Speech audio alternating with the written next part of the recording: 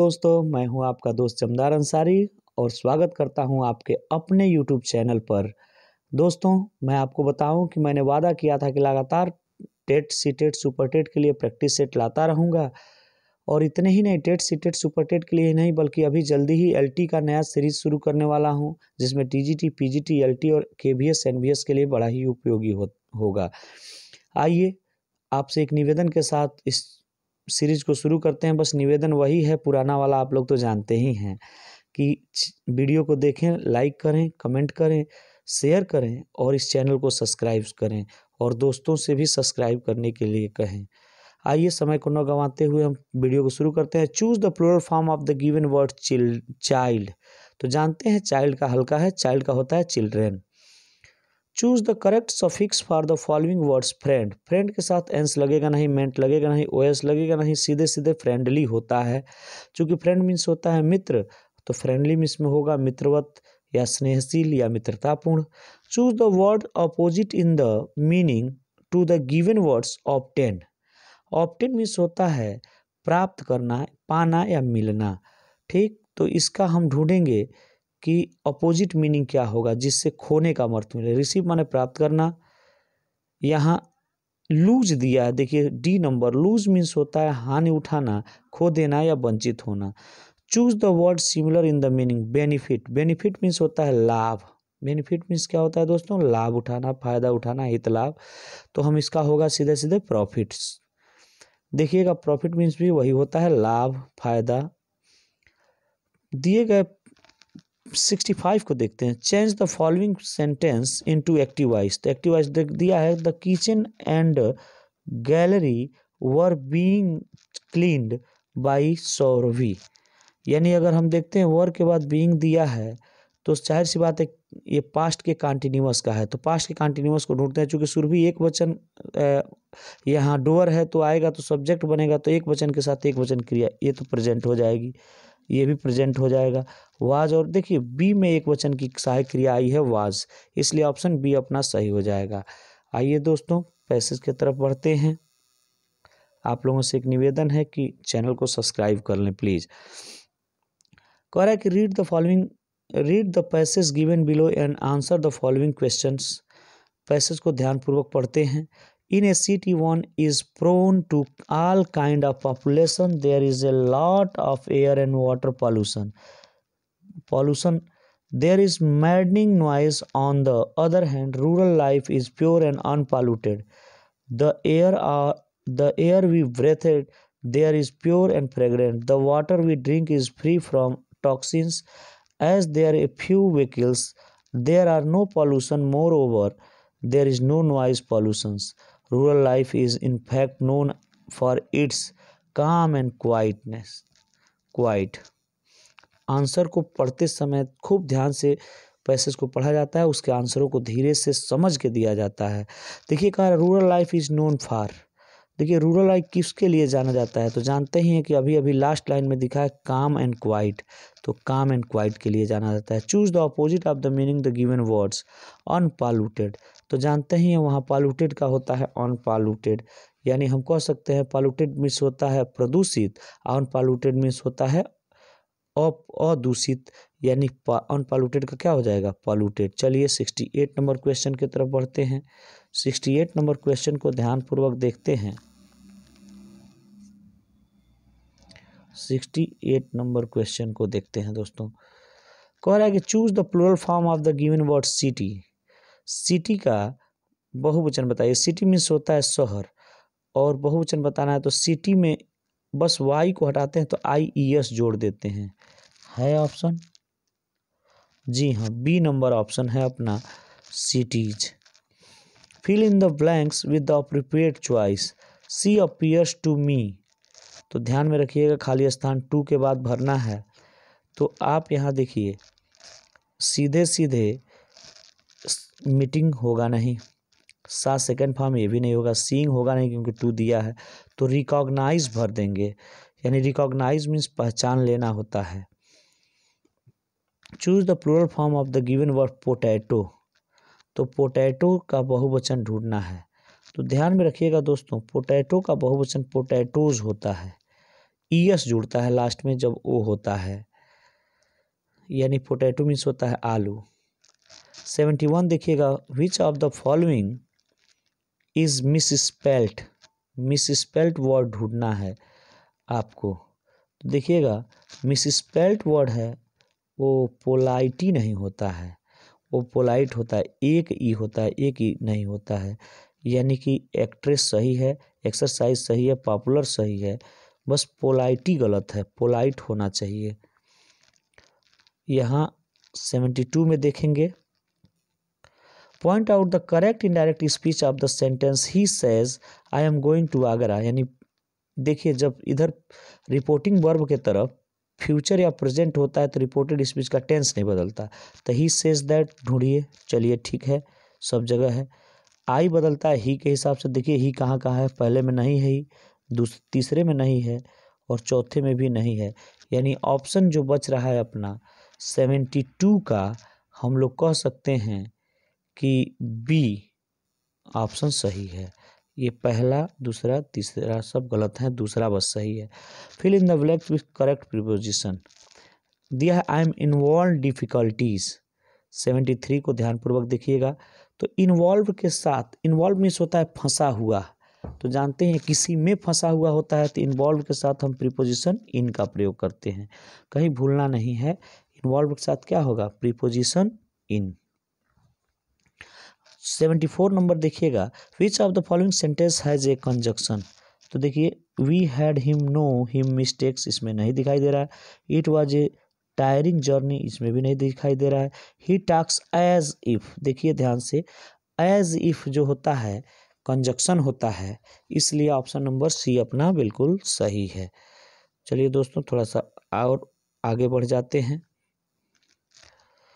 कह रहा है कि विच of the following words is a material noun. Ramesh proper noun है, कोलकाता प्रॉपर नाउन है, आयरन मटेरियल नाउन है, एडमायर मीन्स प्रशंसा करना, यानी आयरन जो है अपना क्या हो जाएगा, मटेरियल नाउन। कोई दिक्कत नहीं, ऑप्शन नंबर बी बिल्कुल सही। Point out the sentence which is present perfect tense. Present perfect tense पहचानना बहुत ही आसान है, हैज़ या हैव के साथ वर्ब का थर्ड फॉर्म होगा। देखिए इसमें वाज है, वर है, शैल बी है, यह हैड है, यानी ऑप्शन नंबर ए अपना सही हो जाएगा। 76 का ए ऑप्शन नंबर सही हो जाएगा। तो हम कह सकते, क्या बोला है, प्रेजेंट, एक सेकेंड थोड़ा सा रुकिए। Point out the sentence which is in present perfect tense, यानी हैज प्लस वर्ब का third form, A number option सही हो जाएगा, हैज प्लस वर्ब का थर्ड फॉर्म। यहाँ हैड है तो पास्ट परफेक्ट हो जाएगा, यहाँ शैल बी है तो कंटिन्यूअस हो जाएगा फ्यूचर का, और वर नॉट गोइंग ये पास्ट का कंटिन्यूअस हो जाएगा। विच of the following sentence is exclamatory. इनमें से किसके पास एक्सक्लेमेटरी सेंटेंस था, रीड गुड बुक्स, ये तो इम्परेटिव है। He is running in the field, ये असर्टिव है। हाउ वीक ही इज, यही है एक्सक्लेमेटरी। व्हाट या हाउ से शुरू होता है, अंत में एक्सक्लेमेशन मार्क होता है। तो यहाँ ध्यान रखिएगा, ऑप्शन नंबर सी बिल्कुल अपना सही हो जाएगा। चलिए नेक्स्ट क्वेश्चन पर चलते हैं। 78 को देखते हैं। कह रहा है कि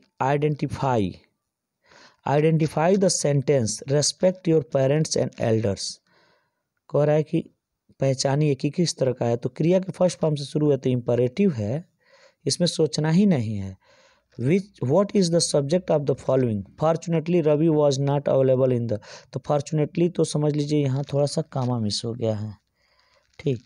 फॉर्चुनेटली तो यहाँ सब छोड़ दीजिए, और यहाँ सबसे पहले बचता क्या है, क्रिया के पहले रवि, यानी रवि ही सब्जेक्ट हो जाएगा। Fill in the blanks with suitable pronoun. The book, suitable pronoun कह रहा है कि द बुक, उसके बाद सीधे सीधे हम देखेंगे कि किसकी बात कर रहा है, तो रिलेटिव प्रोनाउन की बात कर रहा है। किताब निर्जीव है इसलिए विच लगा देंगे।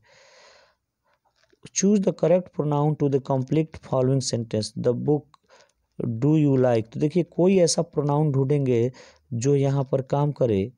कह रहा है choose the correct pronoun to the complete, जो बुक के पहले आए और उसका काम भी करे।